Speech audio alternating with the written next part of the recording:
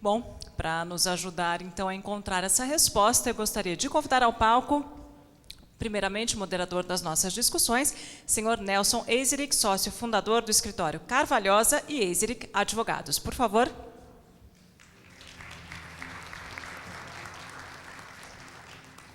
Convido também os debatedores, primeiramente, senhor Alexandre Pinheiro dos Santos, superintendente-geral da CVM.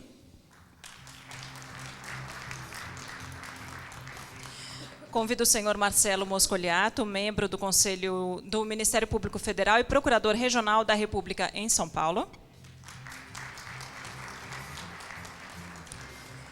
E, por fim, o senhor Marcos Torres, diretor de autorregulação da BSM. Por favor. Eu passo, então, a palavra ao senhor Nelson.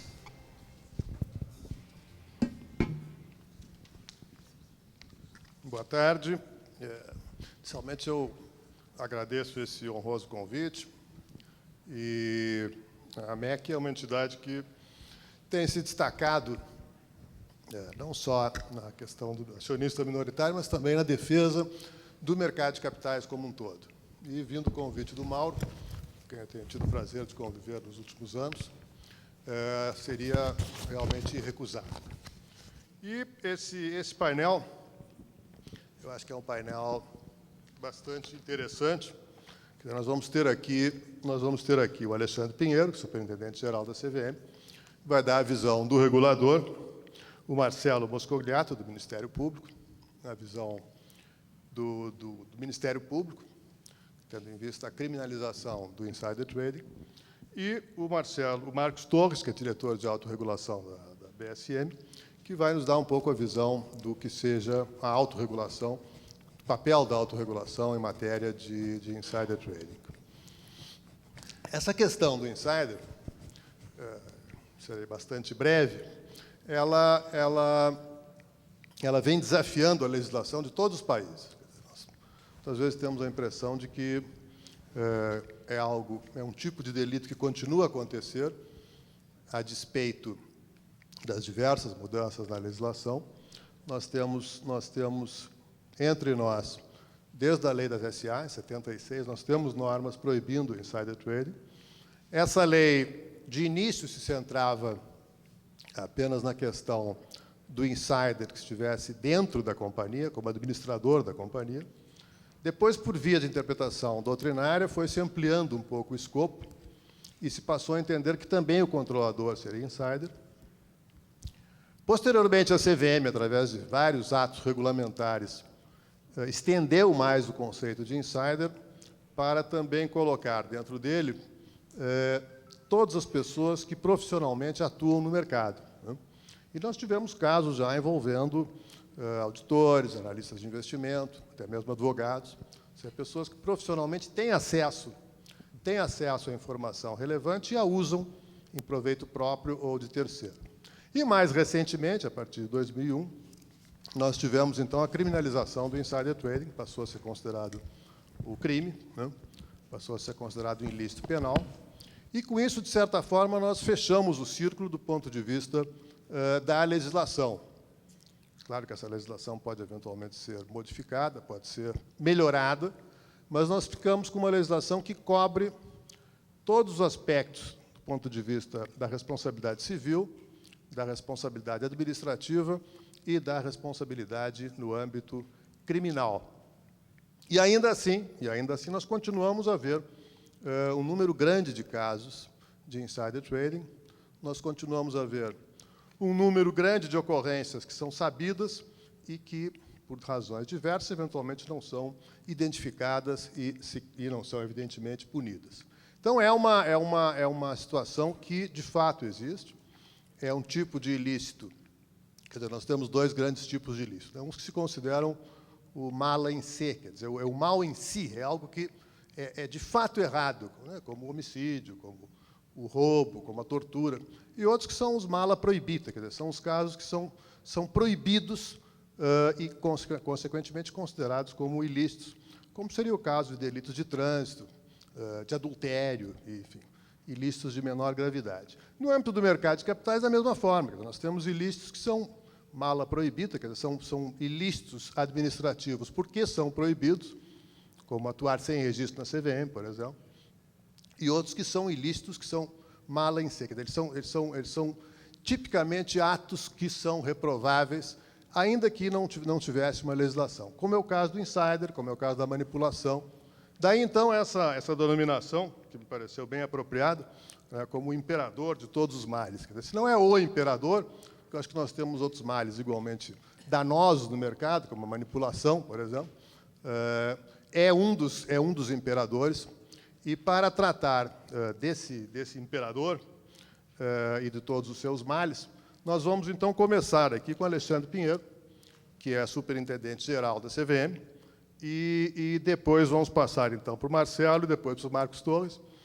E vamos, em princípio, falar 10 minutos cada um, porque eu acho que esse é um tema que deve suscitar bastante debate, e sinto que a plateia possivelmente terá muitas questões a respeito. Por favor, Alexandre. Bom, muito obrigado, Nelson. É um prazer, uma honra estar aqui. Queria agradecer à MEC, em especial ao Mauro, essa oportunidade. Marcelo, Marcos, boa tarde, senhoras e senhores, colegas, amigos, que, independentemente do compartimento em que atuam, da esfera em que atuam, pública ou privada, certamente estão aqui porque têm um objetivo comum, um objetivo de que nós tenhamos um mercado de capitais apenas voltado para aquilo que ele tem de vocação maior, que é aquilo que se relaciona com o desenvolvimento econômico do país, um efetivo segmento como opção para financiamento de empreendedores em comum.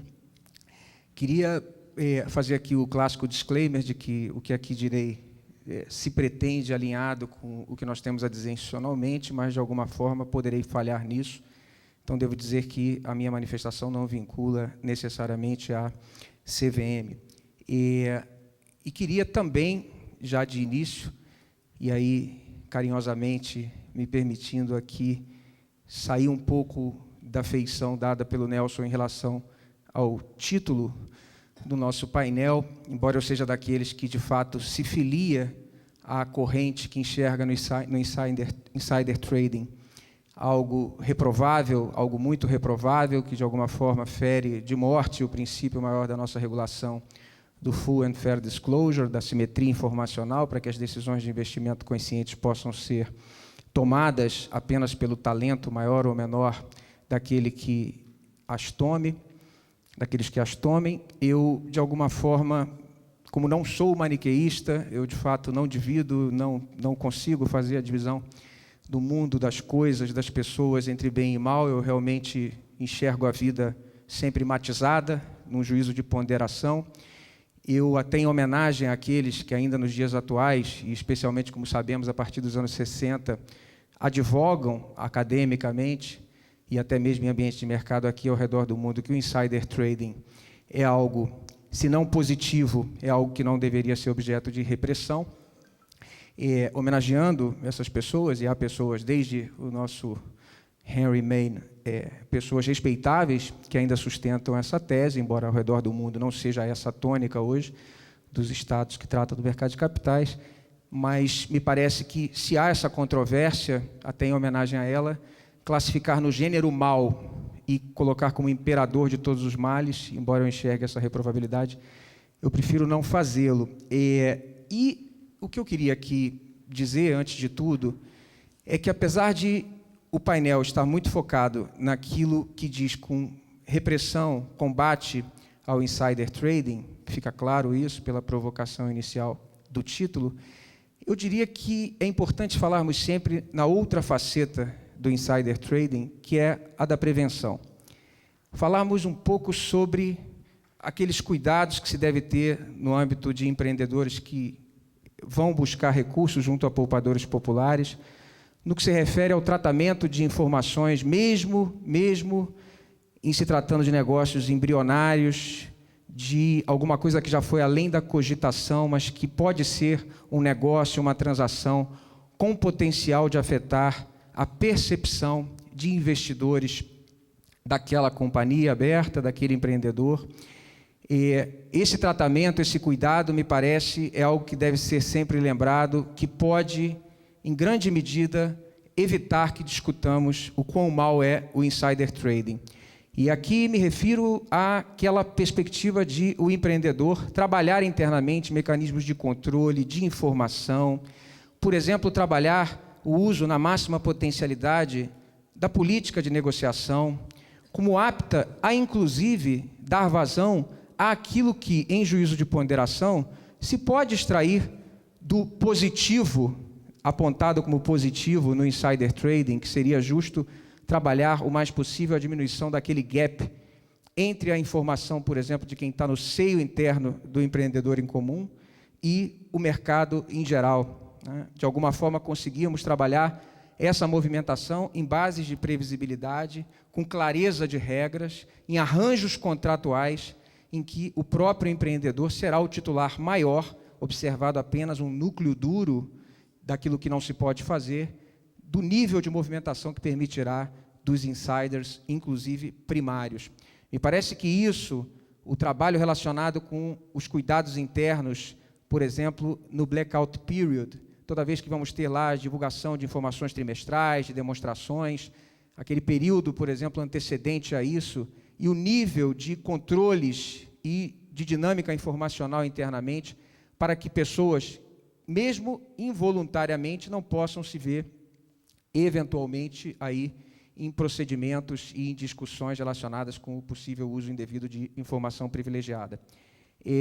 Para finalizar essa minha preliminar consideração, eu queria enfatizar, então, agora, no lado do combate e da repressão, para quem gosta do termo, eu não tenho simpatia por ele, mas do combate em si ao insider trading, eu queria aqui registrar que um grande marco de 2006 para cá, em especial no trabalho relacionado com prevenção e aqui combate ao insider trading, é o trabalho interinstitucional que a CVM vem fazendo com o Ministério Público Federal, com a Polícia Federal. O Marcelo está aqui, certamente poderá ilustrar isso bem melhor do que eu, mas são casos como as ações civis públicas que já movemos em conjunto para ressarcimento de investidores e da coletividade e da sociedade em geral, 2 ações civis públicas envolvendo insider trading, medidas cautelares de bloqueio de recursos de possíveis envolvidos nesse ilícito. Devo dizer que todos os provimentos de urgência até hoje buscados no Judiciário foram concedidos,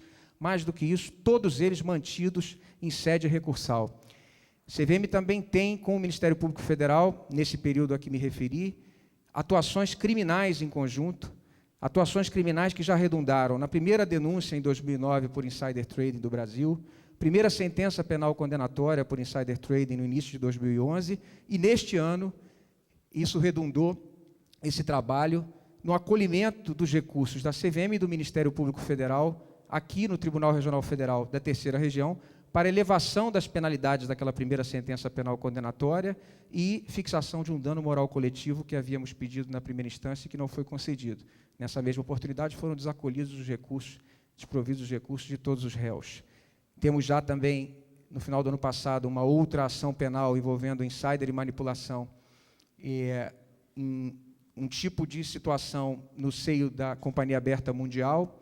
Tivemos uma outra envolvendo a Randon, empreendedor do sul do Brasil, em que, inclusive, tivemos uma suspensão condicional do processo e o pagamento de multas em favor da CVM para aplicação e medidas de prevenção e combate ao insider. Temos 5 termos de compromisso de ajustamento de conduta já celebrados pela CVM e Ministério Público Federal com participantes do mercado que entendíamos que estavam em desvio. Desses 5 termos, 3 deles envolvendo o insider trading, com ressarcimento, inclusive, a pessoas individualmente identificadas. Enfim, senhoras e senhores, é apenas uma consideração preliminar. Creio que o Marcelo, inclusive, nessa dinâmica, poderá explorar melhor do que eu o trabalho interinstitucional em si. Muito obrigado. Obrigado, Alexandre. Seguramente nós vamos depois voltar a ter a oportunidade de ouvir você. Já tem algumas perguntas aqui, seguramente o público tem outras. E agora vamos ouvir o Marcelo, que é do Ministério Público, pode dar um pouco a visão do Ministério Público frente ao insider trading. Nelson, obrigado. Agradeço ao Mauro o convite. Gostei muito daqui, só essa cadeira poder girar, é muito legal. Gostei, bacana. Vim de um evento da manhã mais espartano, esse daqui está excelente. Parabéns pela organização, pela estrutura, ótimo. Trouxe uma apresentação para vocês, rapidamente, para ganhar tempo. Vou tentar me manifestar em 10 minutos para deixar as questões e para a gente tentar aprofundar alguns temas. Estou à disposição de vocês para conversar tudo que vocês quiserem a respeito de como o Ministério Público pensa e trabalha essas questões. Não falo em nome do Ministério Público, é claro, quem fala é o Procurador-Geral da República, e o que eu falo em meu próprio nome, minha própria experiência a partir da atuação aqui em São Paulo. Primeiro, informação privilegiada, o sentido disso, ao que serve, qual é a função. A ideia geral é de que temos que nos abster de negociar quando contamos com dados e informações não disponíveis ao mercado. Ou seja, full disclosure or abstain. É bem simples, não há muito segredo nesse aspecto. Nem eu consigo enxergar a minha apresentação daqui lá, mas dá certo. Hã? O disclosure no meu óculos não está muito bom, o disclosure está bom. E ali eu coloquei hipótese de mercado eficiente para vocês, e a concentração está perfeito. E, desculpa, eu vou ficar de costas, as ideias em torno disso, o Insider foi muito mais desenvolvido em a despeito de qualquer outro lugar do planeta, foi nos Estados Unidos. O que se encontra ali é um pequeno resumo a respeito das ideias de Insider. Lá você faz o disclosure ou se abstém, lá eles discutiram as relações de informação não pública, a representação do TP, o TPER, e como isso acontece, misappropriation of information, e assim por diante. É grande a experiência. O resto do mundo emula, copia, adapta, tenta entender e compreender a experiência. No nosso caso, nós temos dispositivo legal em vigor, insider trading é crime no Brasil desde 2001, até 2001 não havia tipo penal para isso, e o primeiro processo teve início aqui em São Paulo, está no 2º grau, trouxe dados e informações dele a respeito para vocês. Trouxe o tipo porque no final está a proposta de mudança do Código Penal com o novo tipo penal. Ali, dessa redação, chama a atenção para o fato da obrigação de dever manter sigilo, que no novo projeto está diferente, e a pena, que ali vai de 1 a 5, no novo está de 3 a 6, no aumento, eu comento isso logo mais adiante com vocês. Para alguns, por que combater o inside? Está aqui já o Alexandre tocou nas ideias do Harry Mann, que acabou obrigando as pessoas a construir argumentos lógicos. Para ele dizia, investidor com pouca informação vai negociar os seus papéis de qualquer forma. Quando o insider negocia, ele aponta o caminho. Ele dizia que se a negociação com informação privilegiada causasse prejuízo às empresas, elas deveriam proibir, elas, de fato, não tomam medidas concretas para proibir, efetivamente, salvo as medidas atuais a respeito de compliance. Há um grande movimento de compliance no mundo, não só no Brasil, enorme no mundo, por causa do risco envolvendo financiamento a atividades ilícitas, especialmente terrorismo, lavagem de dinheiro. Cada vez é maior o risco. É caro e difícil controlar o insider, isso é a mais pura verdade. Conseguir prova de insider trading é difícil, no nosso país é difícil. A administração da empresa deveria se beneficiar do valor que ajuda a criar, e o mercado é mais eficiente para premiar ou penalizar o insider. Com isso, já começamos a responder a primeira parte do título escolhido por evento. É o imperador de todos os males? Não, não é não. Não é. Ele é um mal só, mas não é o imperador de todos os males. Né? No outro aspecto, por que combater o insider? Aqui estão os argumentos contrários às posições do Harry Mann. E isso tudo é resultado de um seminário feito em homenagem a ele alguns anos atrás e publicado em revista jurídica, como agradecimento, que ele obrigou todo mundo a pensar logicamente a respeito do problema e dizer por que se deve combater o insider. E aí vem, insider não ajuda a alocação eficiente dos recursos, a companhia é prejudicada, porque com o insider a administração da empresa lucra secretamente e em detrimento dos acionistas, e isso pode gerar conflitos, é real. Lucros podem ser feitos com boas notícias ou más notícias, é o sell short, quem trabalha no mercado sabe disso. Notícias ruins também geram ganho, e podem gerar muito ganho, assim como notícias boas. Há incentivos para informações prematuras, incentiva-se a volatilidade, ou gera-se volatilidade.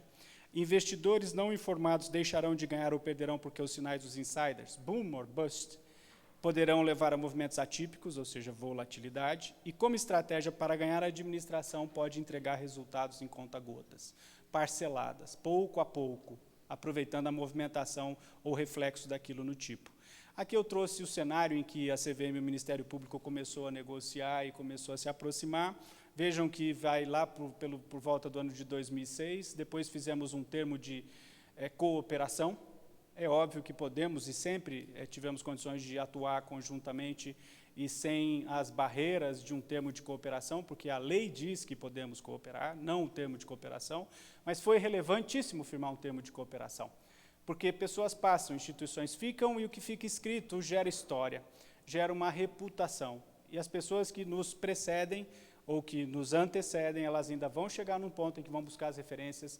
Por que foi feito isso em 2008? Por que foi feito aquilo em 2010? Então, o nosso termo de cooperação tem também essa finalidade. Foi firmado pelo Procurador-Geral Antônio Fernando com a Marilena Santana, quando presidente da CVM. Um grande avanço. Aqui eu trouxe o caso Sadia Perdigão para falar sobre crime de insider. Vou me ater ao crime de insider e não insider enquanto infração administrativa, que eu imagino vocês têm muito mais dados e informação do que eu. Esse slide com todas essas letrinhas pequenininhas é proposital e vocês vão observar que está escrito, algumas palavras estão grifadas e sublinhadas em vermelho. Para a nossa perspectiva de brasileiros, é o que importa. Porque ali é só o resumo de como começou o insider da Sadia Perdigão nos Estados Unidos. O que está em vermelho são as datas. Em menos de um ano, a SEC iniciou um procedimento administrativo, ajuizou uma ação civil de reparação de dano e encerrou o processo num acordo em que penalizou os dois brasileiros que negociaram lá, o Luiz Gonzaga Murat e o Alexandre Ponzio, e impôs aos dois a obrigação de não negociar. Isso é informação pública. Isso está na internet. Isso não é informação sigilosa, não é informação protegida pelo sigilo. Isso é dado relevante e disponível. Para quem se interessa pelo tema, não deve ser ignorado, porque essa é a história desse caso. Começa no dia 7 de abril de 2006 e encerra-se em fevereiro de 2007, nos Estados Unidos. Qual o nosso cenário? Aqui é esse processo, a apelação número 00051223/26, tramita no Tribunal Regional Federal aqui de São Paulo. Esse processo foi iniciado a partir dos dados colhidos pela CVM. A CVM trabalhou juntamente com a SEC no episódio. Foi um trabalho excepcional da CVM nesse caso. É o primeiro caso criminal de insider trading julgado em segundo grau no nosso país, ou seja, esse é o ponto zero. É o marco zero da nossa história de insider trading criminal. Não tem nada antes disso. Todas as teses estão sendo discutidas, todas as questões estão sendo postas. Acesso público. Isso é dado público. Está ali o site, o link, quem quiser visitar e ter acesso a todo o julgado, está publicado na página eletrônica do Tribunal Regional Federal da Terceira Região, sediada aqui em São Paulo. Em resumo, infração ao artigo 27, Luiz Gonzaga Murat, Romano Anselmo Fontana, filho, Alexandre Ponzio. Alexandre Ponzio fez acordo, ele aceitou o que a gente chama de suspensão condicional do processo. Lei 9.099 de 95, com a imputação, como a pena mínima é de 1 ano, isso é relevante, porque o projeto agora fala em 3 anos de pena mínima. Com pena mínima de 1 ano é possível suspender o processo. O Ministério Público, a acusação, faz uma oferta para o réu.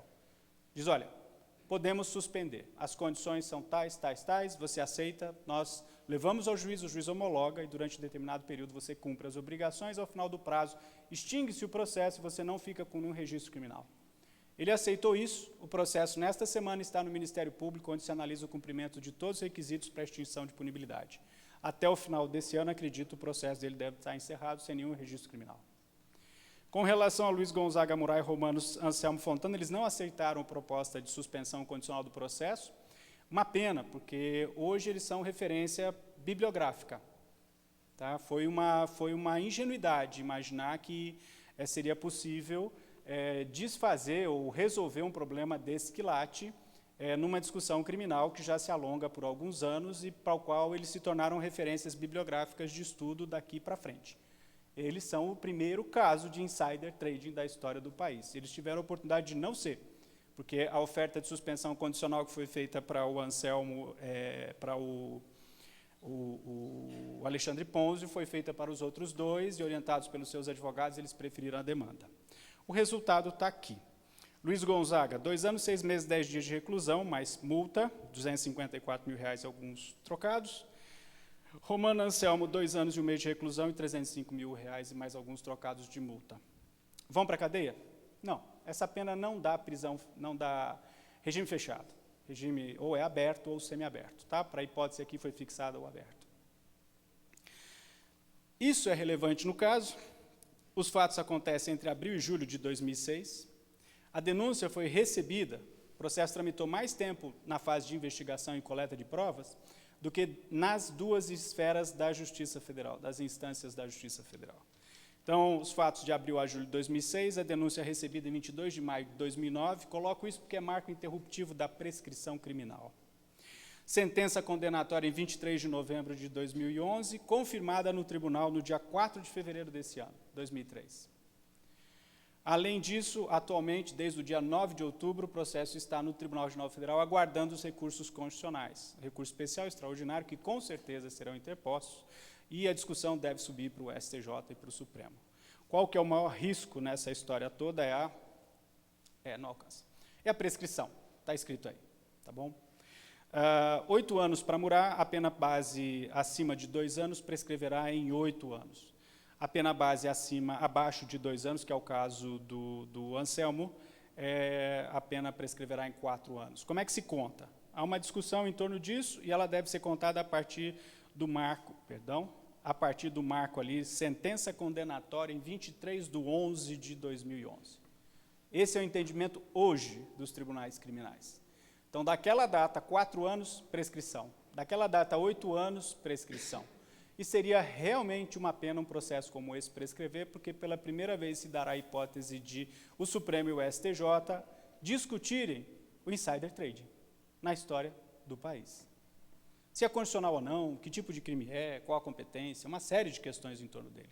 É o primeiro caso. Resumo do que foi julgado: a Justiça Federal é competente, toda a autoria e materialidade estão demonstrados, discute-se cada uma das operações realizadas nesse julgado. O crime é formal, não depende do resultado, a materialidade não precisa estar efetivamente demonstrada, basta a conduta e não o resultado. O bem jurídico tutelado consiste na confiança dos investidores no mercado de capitais, é uma afirmação do julgado. Foram aumentadas as penas e foi fixada a reparação de dano moral coletivo. Tá? Todas aquelas multas ali são de dano moral coletivo. O que pode ser melhorado? Cria-se tanto princípio jurídico no nosso país, e hoje com tanta felicidade, né? Outro dia um sujeito falava sobre o princípio constitucional do preço justo. Eu falei, preço justo para quem? Para mim? Para você? Para o dono da padaria? Para o dono da empresa de transporte? Para o banqueiro? Para quem princípio do preço justo? Né? Então eu pensei em criar um princípio, eu já sou dono de um, chama-se PP Mané, princípio do parece, mas não é, tá? Um artigo que eu publiquei na internet, vale a pena, é cômico. Então eu criei o PP Mané, agora eu estou pensando em criar o princípio do pé no chão. Vamos ter pé no chão e vamos tentar resolver os problemas pragmaticamente, com eficiência, e enxergar para onde estamos indo no conjunto das coisas. Então, na área criminal, a gente tem que construir a nossa história de insider trade ainda. O tipo só existe desde 2001. Eu não modificaria o tipo se eu tivesse esse poder, se eu tivesse essa possibilidade. Sabe, se eu fosse presidente da República e chegasse para mim uma proposta de modificação desse tipo, eu ia vetar. Eu ia querer ver o tipo submetido primeiro ao STJ e ao Supremo. Não sei se isso vai acontecer. E deve-se entender os obstáculos da tramitação dos processos. O grande desafio para todo esse sistema é não ter uma resposta e não saber como se comportar. E isso diz respeito à fixação de competência e diz respeito também à questão prescricional, à prescrição. Tudo no Brasil demora em termos de processo, menos processo de réu preso por tráfico de drogas. Esses ficam presos, efetivamente. Os estándares de prova deles são mais baixos do que a média da população. Esse é o novo tipo penal previsto na nova reforma. Novo Código Penal, que está em tramitação no Congresso. Esse é o resultado do último relatório substitutivo, pré-substitutivo do relator, o Pedro Taques, que é senador pelo estado do Mato Grosso. Pedro Taques era meu vizinho de prédio, era procurador regional da República aqui em São Paulo, pediu exoneração e virou senador da República pelo Mato Grosso. Não incentivo ninguém a fazer isso, porque dá um trabalho danado. Hoje ele trabalha bem mais. Bom, utilizar informação relevante ainda não divulgada ao mercado, de que tenha conhecimento e que seja capaz de propiciar. Vejam que desapareceu, né? aquela ideia de obrigação de manter o sigilo, né? De propiciar para si ou para outro em vantagem indevida mediante negociação em nome próprio ou de terceiro com valores mobiliários. Eu não gosto dessa proposta de pena. Eu acho essa pena excessiva, de 3 a 6 anos. A gente trabalha no Brasil com penas excessivas numa ilusão de que isso não incentiva as pessoas a cometerem crimes, né? E 3 a 6 anos eu acho excessivo justamente porque me tira toda e qualquer possibilidade de transação penal ou de negociação, suspensão condicional do processo. A partir de 3 anos não há isso. É óbvio que aqui a proposta se preocupa com o quê? Prescrição. A título de evitar a prescrição dos crimes, fixam-se as penas no mínimo em patamares mais elevados, muito mais altos. No parágrafo único, a preocupação com o TIPER-TP, que é o insider de mercado, né? Aquela descrição ali é bem típica de quem toma conhecimento de dado ou informação por dica de outro, né? Me parece, se vocês quiserem depois discute insider de mercado, me parece que se há dolo por parte do insider de mercado, você consegue criminalização, sim, utilizando o 27D com o 29 do Código Penal. A questão é a prova. A produção da prova, sim, é difícil. Nós temos hoje instrumentos para isso, no mundo do direito criminal.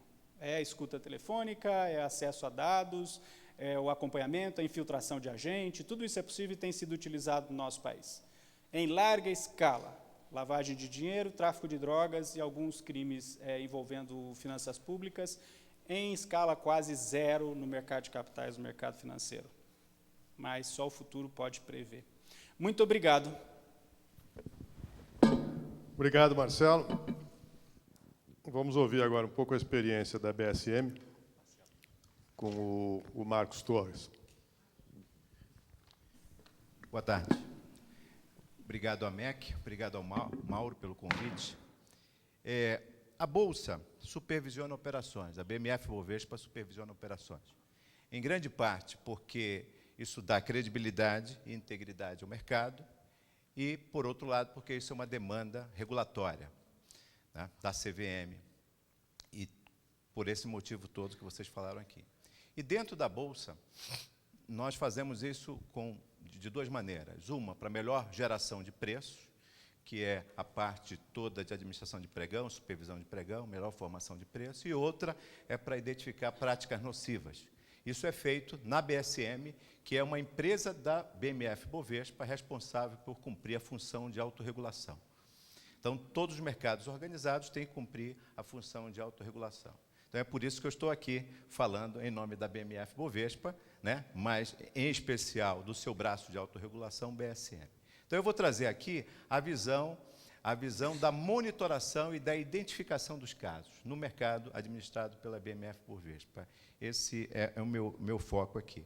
Além disso, nós temos uma cooperação muito grande, diária, com a CVM, tendo em vista que o poder de atuação administrativo da BSM ele é limitado aos participantes do mercado, às pessoas autorizadas a operar no mercado organizado e seus prepostos. Então, por insider trade ligado a pessoas ligadas à companhia, cabe a gente monitorar, mas tem que haver cooperação com a CVM, e a CVM, a partir dali, atua, inclusive, com o Ministério Público, né, se for o caso. Bem, então, para falar desse caso, eu não vou falar de mandato institucional, não vou falar. Trouxe aqui 4 casos. 4 casos de monitoração e identificação pela BSM, um já público, que é o caso da Suzano, que é o caso 1, e o caso 2, 3 e 4 são casos deste ano, todos são casos reais, casos desse ano, que a gente vai mostrar estratégias com insider trading. Trouxe aqui todas as estratégias a partir de fatos relevantes. Então, são estratégias que envolvem fato relevante. Esses casos, na BSM, eles são monitorados a partir de mineração de dados. A BSM tem acesso a todas as informações do mercado e nós processamos isso em 2 grandes sistemas de mineração de dados, um de oferta e um de negócios, né? E, a partir dali, nós identificamos, a partir da supervisão de 100% das operações diariamente, nós identificamos as exceções, as atipicidades e iniciamos a formação do caso. Não trouxe aqui, os 4 casos não são casos de denúncias, mas isso é uma possibilidade. Eu até incentivo, vou deixar como o último slide, esse tipo de comunicação para a BSM. O primeiro caso é o caso da Suzano. Então, nós temos aí o investidor Vaile, comprou no dia 27, é o quadro de baixo, à esquerda, 160 mil ações e vendeu no dia 3 e obteve lucro de 551 mil. Como foi a atuação da BSM nesse caso? Nós temos dezenas e dezenas de filtros que atuam diariamente sobre a base de dados. A partir desses filtros, eles são filtros que trazem as operações atípicas. Um desses filtros é a identificação de oscilação de preço, que é notório na linha azul no gráfico. E oscilação também de quantidade, o volume de quantidade ali no entorno daquele fato relevante. O ponto, a cruz em vermelha na coluna mais alta, é exatamente o dia da divulgação do fato relevante. E, a partir daí, da identificação disso, nós buscamos ganhos de investidores. Nós temos uma rotina que analisamos todos os investidores na BMF Bovespa e a procura de ganhos relevantes a partir do fato relevante. Posicionamento antes,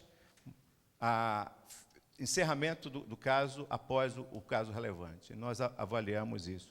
Para todos os investidores, não somente os ligados à companhia, mas todos os investidores. Novamente, aqui, como o Marcelo falou, o problema é associar aquele investidor à empresa. O problema é buscar provas para isso.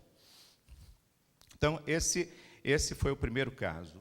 O segundo caso é um caso de estratégia baixista, com uso de BTC. Fato relevante baixista, derruba o preço do ativo, o investidor se posiciona na primeira bola vermelha, toma no BTC, vende à vista, após divulgação do fato relevante, baixista, ele compra mais barato e repõe o BTC e fica com o produto. O produto aí foi algo em torno de 80 mil.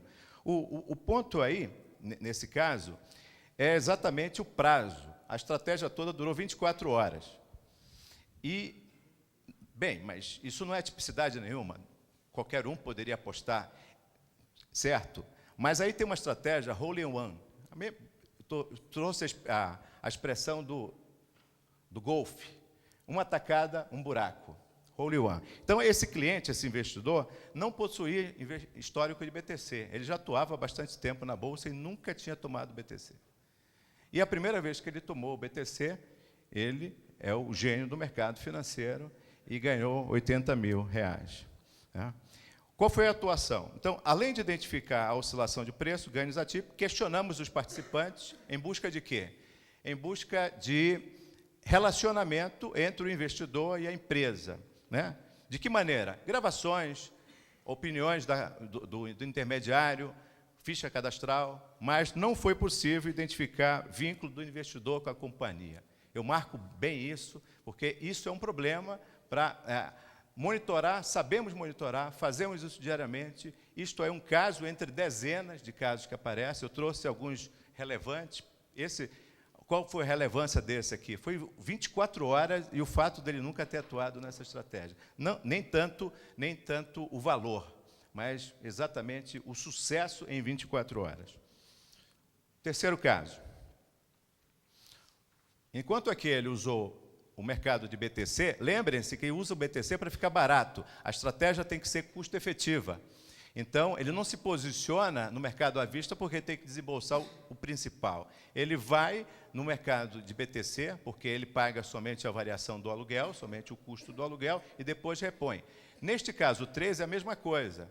Ele é uma estratégia altista, portanto, o BTC é descartado nessa estratégia como opção de eleição, e ele atua com derivativos numa estratégia altista. O fato relevante é um fato positivo, por isso que o preço do ativo na linha azul sobe bastante. E esse investidor, no dia 13 e 4, ele comprou 50 mil contratos de derivativos na companhia. E após a divulgação do fato, ele vendeu exatamente no dia da divulgação do fato e ganhou 6 vezes o valor, 9 vezes o valor, 443 mil do valor inicial. Novamente, aqui, novamente aqui, é uma estratégia do tipo Hole in One. Por quê? Esse investidor nunca atuou no setor dessa companhia. Nós olhamos a história dele, nunca atuou neste setor da companhia. Ele já tinha atuado em outros setores, bem diferentes desse setor. E entra aí e ganha quase o valor da Vailhe e Suzano. É um valor relevante, é um valor relevante. Eu fiz questão de trazer casos de 2013, não para dizer que isso aqui é um caso histórico, que está na prateleira. Não. Há casos, a atuação é rotineira, é efetiva, né? Como tanto o Alexandre quanto o Marcelo, os aprimoramentos vêm ocorrendo, e eu queria mostrar um pouco para vocês também aqui, é o que ocorre na Bolsa, do ponto de vista da supervisão, o que ocorre na casa de máquinas, que não é muito transparente. Então, para dar essa sensação de que a Bolsa, a entidade autorreguladora, atua diretamente. Nós temos uma visão muito completa do caso, e o ponto é transformar isso no enforcement, considerando todos esses pontos colocados aqui anteriormente. O quarto e último caso aqui é um caso de operações de pessoas ligadas. Então, percebam aí, com base na completude de informações que nós temos, ainda pessoas ligadas têm uma ousadia de se posicionar em nome próprio, nem conta própria. Esse é um caso. Eu trouxe esse caso para mostrar exatamente a ousadia dentro da ideia de se perceber, apostam que o enforcement não atuará nesse tipo de coisa. Bem, investidores A e B, 2 investidores ligados à companhia, venderam essa quantidade, 1 milhão de ações dessa companhia. O fato relevante é um fato baixista, e eles foram lá, provavelmente recursos de stock option, e venderam isso daí. E tiveram um benefício de 326 mil no total. Que benefício é esse? Era o quanto eles venderiam após o fato, quanto seria a riqueza dele, o quanto seria reduzida a riqueza dele após a divulgação do fato relevante. E, novamente, todos os casos, a gente comunica desde a primeira hora à CVM. Por quê? É importante, às vezes, atuações ainda antes da liquidação da operação. Então, quando a gente tem sucesso em atuar e identificar, podemos até bloquear a liquidação e o produto dessa prática nociva ele é interrompido. Quando não, é importante comunicar para a CVM também, porque, a partir disso, a CVM pode ter mais informações, outros elos, e essa informação fechar a cadeia. E a gente não comunica só a partir do momento que temos o caso montado. Desde a primeira hora do primeiro indício, isso é comunicado para a CVM. Vi isso, ainda não sei o que se trata, mas é estranho, comunicamos. Na medida que, dia após dia, a gente tem uma visão melhor. Por que dia após dia temos uma visão melhor? Porque tem especificação da operação, liquidação, uma série de outras coisas, relacionamento entre partes, e isso vai dando mais visão do caso. Outras notícias que começam a dar sentido, esse tipo de coisa, blogs, hoje o mundo está na internet, Existe um caso muito interessante que nós conseguimos mostrar a ligação de várias pessoas a partir de um blog numa rede social. E isso foi muito interessante, um caso também de monitoração dentro da BSM, então é importante que a mineração de dados seja uma mineração também de informação. E é nesse sentido que eu termino ali com esse último slide, para mostrar um pouco de como é que é a supervisão, como é que funciona esse aparato todo de supervisão diária de 100% das operações na Bolsa. Nós temos filtros, dezenas de filtros ligados a esse tripé: investidor, ativo, fato, notícia. Não somente fato relevante. Então, na nossa base de dados, temos todos os fatos relevantes, temos todas as pessoas ligadas à empresa, todos os investidores, todos os ativos. E analisamos os filtros. Por exemplo, oscilações atípicas, tanto de atuação de investidor, quanto atuação de ativo, divulgação de fato relevante não esperado pelo mercado, coisas desse tipo. E, a partir dali, nós fazemos a interação dessas 3 variáveis. Não necessariamente isso surge com todos os elementos. Isso pode surgir, um investidor se posicionou e ganhou muito em tal operação. E depois vamos entender que ele aparece no jornal em alguma notícia. E assim começamos a fazer este elo. Então, tudo é aproveitado, tudo é analisado, nada é descartado, e todas essas operações estão lá. Nossa base de dados é gigantesca, é uma réplica da base da Bolsa, abastecida exatamente pela Bolsa, porque a BSM é da Bolsa, faz parte da Bolsa, é seu braço de autorregulação. A Bolsa investe bastante nisso para a gente ter esse nível de proteção, pelo menos no que diz respeito à monitoração e identificação de atipicidades. Na parte de baixo, à esquerda, está mais ou menos, de maneira bem esquemática, o nosso fluxo de atuação. Primeiro, nas bases de dados, são as bases de dados mais diversas. Temos 2 ferramentas gigantescas de mineração de dados, aplicamos os filtros, analisamos, ou mandamos para a CVM, quando não é atuação da BSM, ou atuamos diretamente no processo administrativo, quando a situação de insider trading tem a ver com prepostos de participantes ou diretamente pelo participante. No triângulo à direita, nós temos os números de 2012. Então, nós analisamos, além de negócios, ofertas, aquilo que não vira negócio. Tem determinados negócios que, para gerar um negócio, ele gerou 70 ofertas. E existem possibilidades de spoof, manipulação, criar espuma, fazer escada, atrair iscas no livro de ofertas. Então, nós analisamos também o livro de ofertas para saber de manipulação. Para vocês terem uma ideia, 100% das ofertas na Bolsa em 2012 significa 3,5 bilhões de ofertas. 3,5 bilhões de ofertas geraram 200 milhões de negócios. Nós analisamos tudo isso. Não no braço, no sistema. Nós temos um Big Brother lá na BSM. Bem, e 25 mil alertas. No ano gerou 1.025 mil alertas. Desses 25 mil alertas, nós geramos 3.200 análises, que geraram 100 relatórios, que geraram 35 casos de processos administrativos em 2012 na BSM. Alguns deles já terminados, com termo de compromisso, outros terminados com julgamento e outros em andamento. Então, essa é a nossa atuação no que diz respeito à mineração de dados. Por fim, convido vocês a informarem para a gente, se souberem de alguma coisa, esse é o endereço de situações de reclamações, denúncias. A gente sabe que o regulador americano, tanto o regulador quanto o autorregulador, a sua taxa de efetividade é grande, isso não é um demérito nenhum, em grande parte porque há denúncias.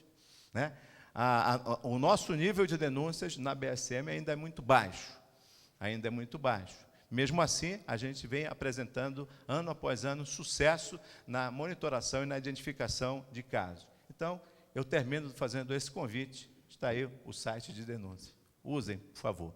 Obrigado. Obrigado, Marcos. Nós tivemos 3 exposições muito interessantes, eu acho que muito vivas e que devem despertar muito debate. O nosso regulador, aqui, nosso presidente da AMEC, que eu estava esperando receber aqui uma reprimenda e pedindo que encerrasse o debate, está nos concedendo aqui mais uns 15 minutos, porque eu acho que realmente nós vamos ter muitas perguntas aqui.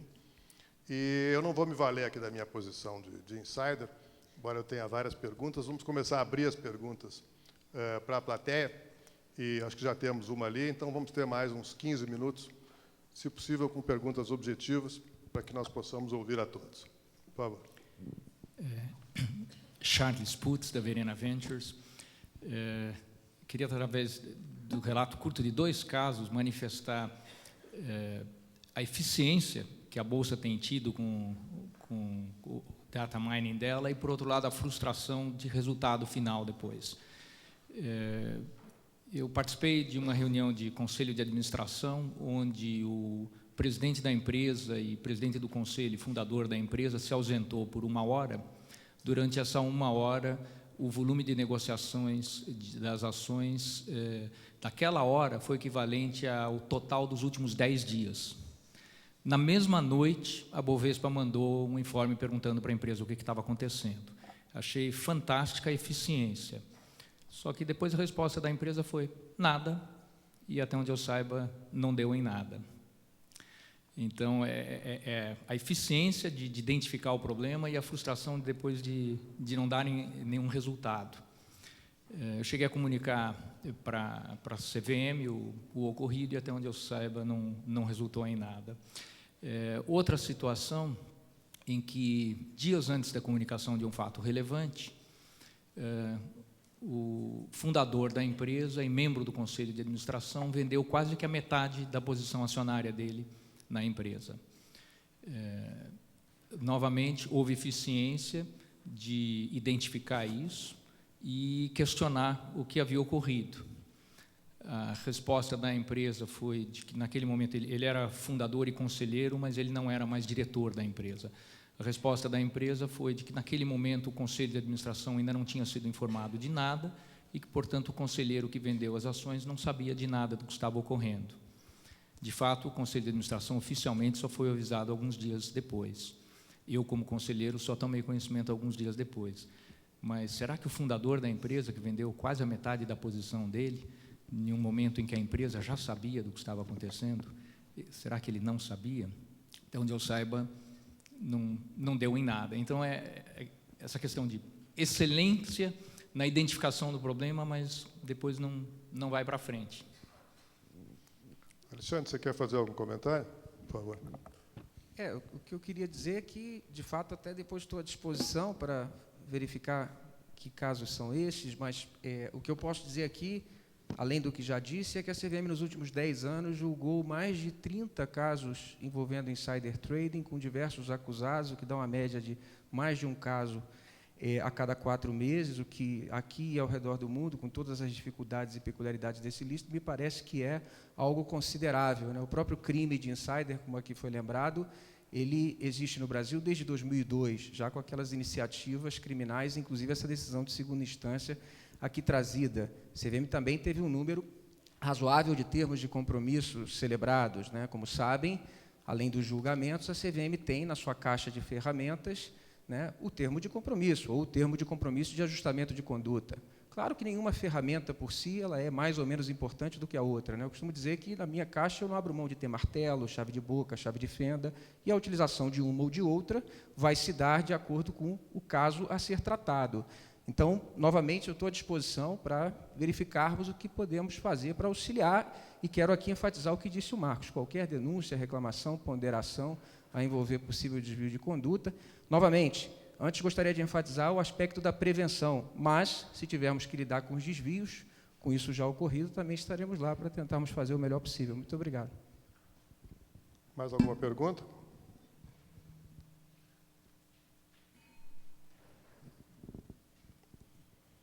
Eu, aproveitando agora a posição de insider, já que não tem perguntas, eu tenho uma certa curiosidade com relação à figura do insider. Durante muito tempo havia, eu acho que corretamente, a interpretação de que, tratando-se de insider no sentido estrito, aquele que está dentro da companhia, se presumiria que ele tiver acesso à informação privilegiada e, consequentemente, a CVM não teria o ônus da prova com relação a esse insider que está dentro da companhia, o administrador, o controlador, enfim. E, mais recentemente, eu comecei a perceber alguma discussão na CVM, em alguns casos concretos, em que se rompeu com esse paradigma e houve algumas decisões em que a CVM não entendeu que ela teria o ônus da prova tratando-se de insider de mercado. Até então, a presunção era de que, no insider de mercado, não se presumiria o acesso à informação, a CVM deveria prová-la. Eu não sei se isso aqui corresponde, efetivamente, a uma evolução, ou uma involução, enfim, dependendo do ponto de vista, e se essa é, hoje, a orientação da CVM. Quer dizer, se há, efetivamente, uma mudança nesse princípio, e não há a presunção de insider só com relação ao insider stricto sensu, E não sei se o Ministério Público tem alguma visão a respeito dessa questão, já que se trata de prova, e normalmente prova indiciária, que é extremamente complexa. Bom, eu queria agradecer muito, Nelson, a oportunidade de esclarecer o seguinte. Nem mesmo no caso do insider primário, a nossa posição é de que o ônus da prova se inverte. O ônus da prova é sempre necessariamente em terreno dessa característica, em terreno punitivo do Estado. Do Estado, no caso CVM, e quando se trata de atuação nas esferas civil, pública ou criminal, do Estado, Ministério Público Federal. E aqui, bom dizer também, Polícia Federal, atuação importantíssima conosco, inclusive em alguns dos casos aqui mencionados, com medidas de busca e apreensão obtidas em conjunto, etc. Em realidade, tanto para um como para outro, o ônus é do Estado, sendo que, de fato, em relação ao insider primário, algumas presunções podem ser extraídas a, de alguma forma, trazer para o Estado, no início da conversa, uma perspectiva em que o outro lado, naturalmente, se trata de um insider primário e se movimenta quando a legislação explicitamente diz que, na pendência de fato relevante, não pode fazê-lo, é claro que, inicialmente, há uma presunção de que essa sua movimentação terá se dado em insider trading, né? E, instintivamente, é para obtenção de algum ganho, inclusive com essa movimentação. Presunção esta que, embora seja uma presunção inicial, ela é relativa e, claro, a outra parte, a parte envolvida nisso, poderá trazer contraindícios e elementos outros que façam elidir por completo essa presunção. O Estado vai ter a sua formação de provas e vamos ter aí o que será trazido pelo administrado envolvido. Uma vez que não remaneça uma prova, uma probabilidade maior de ocorrência do que da não ocorrência, ainda que se trate de um insider primário, ainda que, inclusive, no caso do insider primário, algumas presunções iniciais ocorram, não haverá caso passível de punição. No caso do insider de mercado, sem dúvida, há ainda um elemento adicional aí, do ponto de vista desse ônus estatal, dado que algumas das presunções, como essa, por exemplo, relacionada com o insider primário, de ao se movimentar em período em que expressamente a legislação diz que não pode fazê-lo, ela se dá no plano relativo. No caso do insider de mercado, isso não ocorre. Mas, de outro lado, no caso do insider de mercado, todas as provas lícitas de qualquer Estado civilizado de direito, Brasil, Estados Unidos, diversos outros ao redor do mundo, podem ser apresentadas para a comprovação do ilícito. E entre essas provas, uma prova lícita, aqui ao redor do mundo também, já dito pela Suprema Corte Americana, por exemplo, mais recentemente muito enfatizado em um julgamento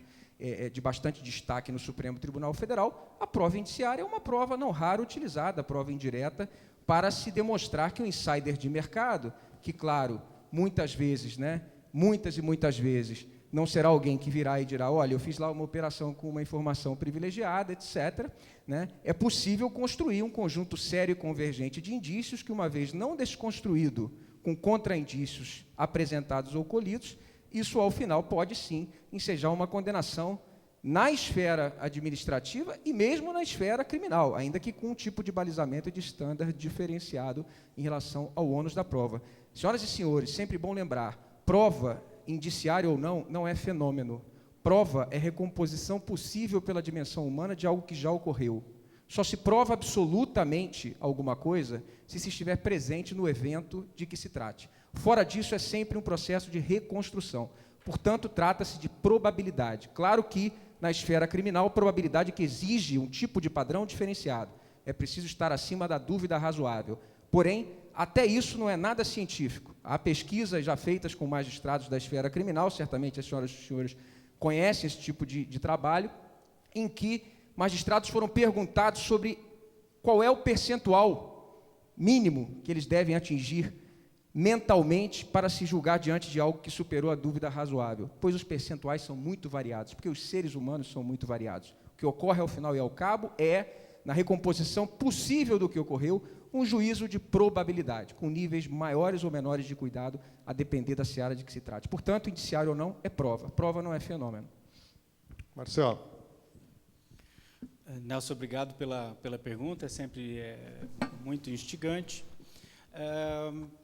A gente tem que ter alguns pressupostos. Prova é uma coisa fenomenal no mundo jurídico.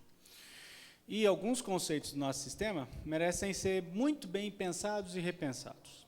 Tá? Então, primeira coisa, tudo que se produz num inquérito é uma pergunta. é indiciário? Num caso concreto, eu destruí essa tese. Foi muito simples. Era uma hipótese de homicídio. Toda a prova do homicídio estava dentro do inquérito. O laudo provando que o indivíduo tinha sido assassinado e como ele tinha sido assassinado. O instrumental todo lá. Aquilo não era uma prova indiciária dentro do inquérito. Era a prova definitiva da materialidade de um homicídio. Para desconstituir aquela prova, a defesa tinha que provar a vida. Me entende? Então, nem tudo que existe dentro de um inquérito, pelo fato de estar dentro do inquérito, é indiciário. E outra coisa, indício que se prova, ou indício que se confirma, não é mais indício, é prova. E uma terceira coisa, isso me incomoda, falei isso hoje de manhã, me incomoda desde a graduação. Eu estudei processo penal e sempre me disseram que o réu só poderia ser condenado quando havia prova da verdade real. Os nossos processualistas penais brasileiros escrevem sobre verdade real no processo penal há décadas, e as pessoas assimilaram esse conceito. Ele está presente. Nas defesas administrativas que alguns de vocês já devem ter presenciado, falam, neste caso não há demonstração da verdade real. Bom, eu escrevo isso já há algum tempo, não convenci ninguém, mas se eu conseguir convencer um hoje, eu já saio daqui feliz. Acho que eu consegui um na parte da manhã, 2 num dia, está perfeito. Tá? Porque é o seguinte, se o juiz sabe a verdade real, é porque ele é o criminoso, é porque ou ele é a vítima, ou é porque não tenha sido um homicídio. Ele estava presente e viu tudo, gravou, testemunhou tudo. E nas 3 hipóteses, ele não pode ser o juiz da causa. A verdade real, só conhece a verdade real quem está no momento em que o crime é perpetrado, no momento em que o fato acontece. Fora daquela situação, tudo é reconstrução da verdade. Tudo é demonstração por verossimilhança, é demonstração por aparência de verdade. E os estándares de prova são estabelecidos, os americanos resolveram isso muito bem lá atrás, há muitos anos, dizendo, os estándares de prova de uma condenação civil são mais baixos do que de uma condenação criminal. Numa condenação criminal, eu tenho que superar a dúvida razoável. Diante do contexto, de todos os elementos colhidos, de todos os fatos colhidos, é razoável imaginar, é razoável concluir que aquele fato não aconteceu? Aí eu não tenho prova. Se eu não superar a dúvida razoável, aí eu tenho dúvida, ou seja, eu não tenho prova suficiente para condenar. Mas se eu supero a dúvida razoável, eu tenho sim prova suficiente para condenar. E um terceiro ponto, que muita gente às vezes esquece, é que é ônus da acusação produzir prova para a condenação do réu, assim como é ônus da administração produzir prova para a condenação do requerido no procedimento administrativo sancionador. Ninguém é obrigado a produzir prova contra si mesmo, no nosso país. Isso é verdade. Agora, uma vez produzida a prova pelo órgão de acusação, sempre quem alega na defesa fato diferente tem que provar. Não é o fato de eu alegar algo diferente daquilo que a acusação já demonstrou que vincula a acusação a reproduzir toda a prova. Um exemplo, digo, eu não fiz operação de insider trading nessa situação. Quem fez foi meu irmão gêmeo. Aí a acusação tem que sair a campo para descobrir se você tem um irmão gêmeo, onde ele nasceu, onde ele foi registrado, se ele viveu na mesma família, se ele foi adotado, onde ele trabalha, se ele foi visto em algum outro lugar, qual é a formação dele. Não é assim que funciona. Colhi a prova e demonstro que há indícios, há elementos de materialidade, de autoria, a conduta foi praticada, eu consigo identificar todos os elementos da conduta. Se a defesa alega algo diferente daquilo que já foi demonstrado, no caso do processo penal, artigo 158, bem simples. Quem alega tem que provar. Que eu já vi muitas vezes no processo penal buscar se desenvolver teses e teses a respeito do cerceamento da defesa. Porque queriam ouvir a testemunha da testemunha da testemunha da testemunha de algum fato lá no futuro que eventualmente tivesse efeito no caso concreto. Não, isso nos leva aonde estamos. Prescrição. Isso nos leva à prescrição. E só uma dica. trabalho com processo criminal desde 1989. É fácil identificar um advogado criminalista de um advogado não criminalista. Tá? Um não criminalista, você faz a denúncia, você imputa o fato, o não criminalista te traz um monte de documentos, dados e informações e tenta explicar que aquilo não é um crime. O criminalista não te traz nada, alega um monte de nulidade e arrola 50 testemunhas, se possível, fora do país. Que ele conta com 3 situações de absolvição. As 3 levam ao mesmo resultado, a absolvição. Primeiro, se ele anular o processo penal, ele aperta o botão do restart do prazo prescricional e vai dar prescrição, que implica em os mesmos efeitos da absolvição. Primeiro, nulidade. Segundo, se ele arrola ou alega uma série de incidentes e de provas, ele também consegue estender o prazo prescricional. Trouxe aqui Sadia Perdigão para mostrar para vocês o tempo de tramitação. A SEC consegue um processo em menos de um ano encerrar com acordo. Aqui a gente leva alguns anos para conseguir algumas condenações no primeiro caso. E a terceira hipótese que o advogado criminalista conta é, efetivamente, em conseguir provar a inocência do cliente e conseguir a absolvição.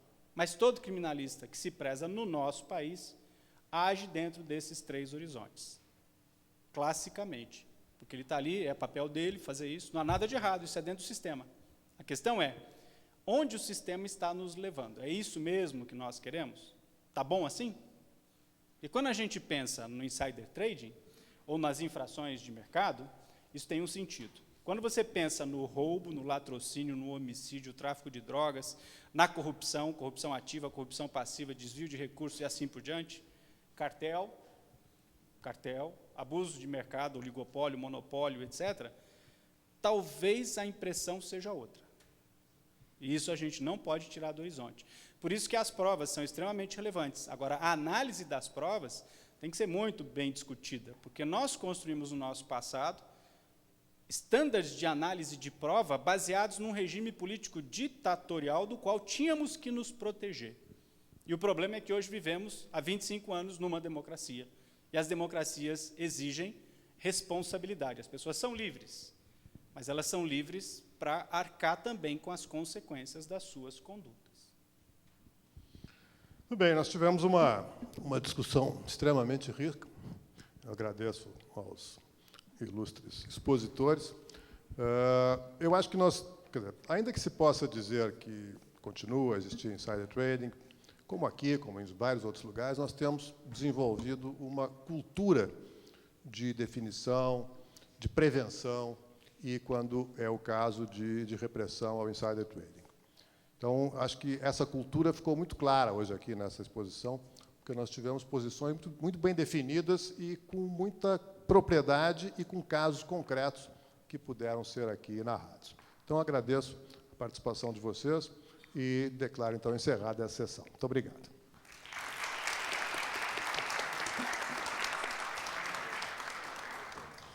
Muito obrigada aos participantes do nosso painel.